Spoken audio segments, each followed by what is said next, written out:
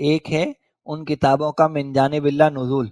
तो जब कुरान उन किताबों की तस्दीक की बात करता है तो इस बात की तस्दीक है कि वो अल्लाह की तरफ से नाजिल करदा हैं। हाँ, अब जो उनका कंटेंट है उसकी कुरान तस्दीक नहीं करता है, क्योंकि उसके बारे में तो कुरान ने खुद भरा है बार बार कि युहर्रिफूनल कलिम, वो तहरीफ करते हैं, उन्होंने रद्द बदल कर दिया है, वो अपनी जुबानों को मरोड़ते हैं।